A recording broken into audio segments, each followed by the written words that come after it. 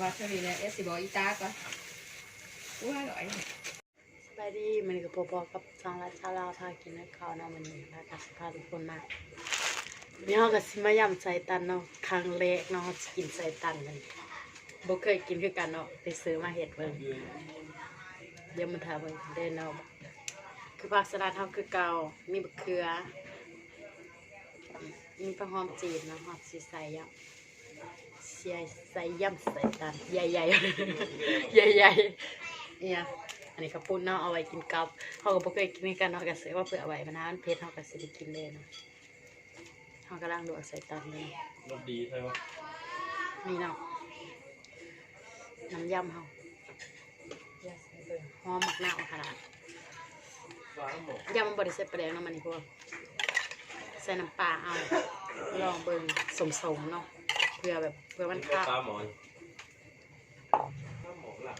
แล้วก็มาทานเบิ่งตอนนะนั่งเฝ้าหมอก็โซอยู่นี่เนาะเขาก็ลวกสุกแล้วมันนี่เขาก็เสียมาซอยยำเนาะเบิ่งเป็นตะแสบค่ะขาวมันยังหอมเขาก็เสียมาซอยหอมค่ะเขาก็เสียซอยตอนซ้ำนี่นะมีคำ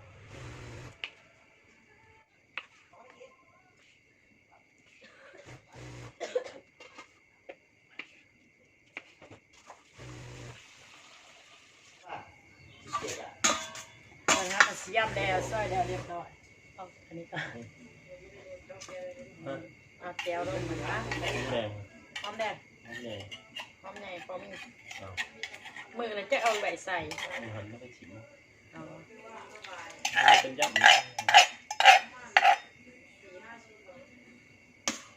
ปลาแดก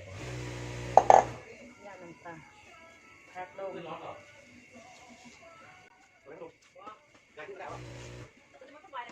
ไม่กลัวหนาวนี่ลมร้อนเนี่ย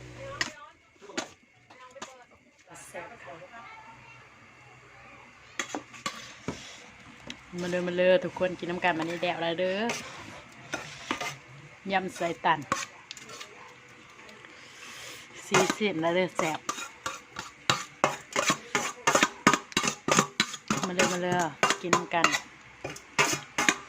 ไปกินแล้วเด้อมาเลยบัดนี้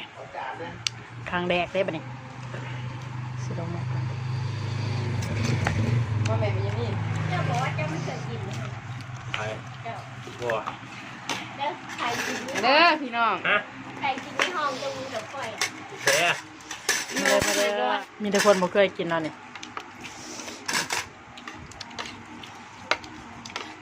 ข้าวเดียวเบิด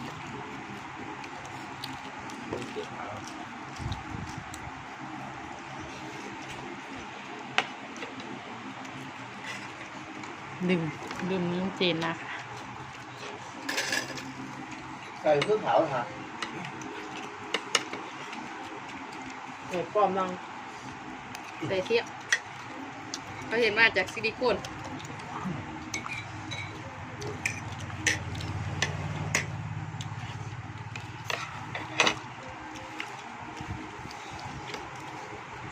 ค่ะนะ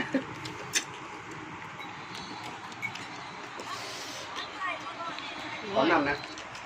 นำได้ต้องนำอันนี้เขาจะนำหลังแกงนี่มองไหมน้องเนี่ยไทยน้องเนี่ยกิน